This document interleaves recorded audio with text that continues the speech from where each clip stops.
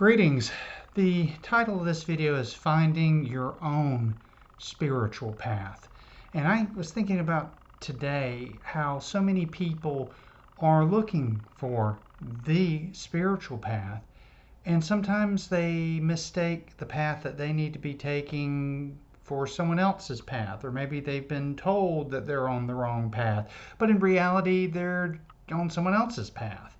And it's a real strange paradox sometimes with this whole idea of what is spiritual, what isn't. And I assert sometimes that what is spiritual depends on who's making the distinction, what is spiritual. A lot of times you'll say, are you a spiritual person? And the reply will be, oh yes, I meditate, an hour a day, or I do yoga, or I communicate with the angelic realms, or whatever, and all those are fine. But I want to just assert something that we need to maybe be aware that spiritual path is a construction. And by that I mean we decide what's a spiritual path. If we don't, we oftentimes get dictated to by other groups, other individuals, other organizations, whether we're following their spiritual path or not. So I want to be clear. For me, the spiritual path is anything that makes your life more meaningful and makes you a better person. Simple as that. So you don't have to go to India and live in an ashram for 6 months to be a spiritual person, unless that makes your life better and it's very meaningful for you. You could be a woodworker and be on the spiritual path. You could be a farmer and be on the spiritual path. Raising your children is a spiritual endeavor, if you will, because you may find that it's meaningful to you and it makes your life better. It doesn't really matter whether you're an artist, whether you're a business person. If you're doing something that is meaningful to you and makes your life better, which indirectly makes everyone else's life better, you're on the spiritual path. You don't have to submit to any outside authority. You don't have to do a certain set of prayers or do a certain set of exercises every day, unless, again, that's part of your spiritual path. You can just be. And sometimes being is the most spiritual thing you can do.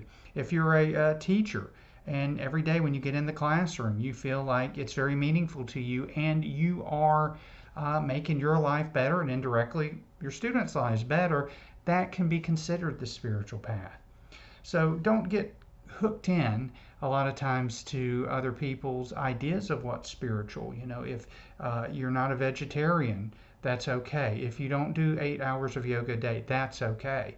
But if you do 8 hours of yoga and you are a vegetarian and it makes your life better and it's meaningful to you, then that's your path. So finding your own spiritual path means that you have to do the deepest a bit of self-reflection and know yourself. So when you really know what's important to you, what's your highest priority or your highest value in life, and you choose to pursue that, whether as a job or not, or just in general, then you are setting yourself up for a spiritual path. And here's the thing. Your path may indeed change a lot, and that's okay, because when your path changes, you find that you can go in multiple ways that maybe you hadn't thought about previously.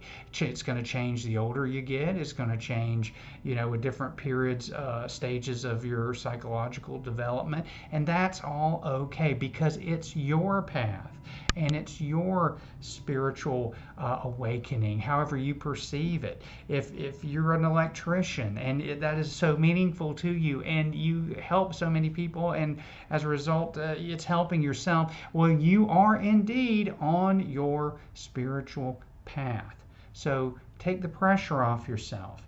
Get to know yourself and find out what works for you and how you can become more of what it is down deep that's wanting to awaken in you, rather than looking for some outside approval for being what is spiritual and what's not, because you're the one making the distinction.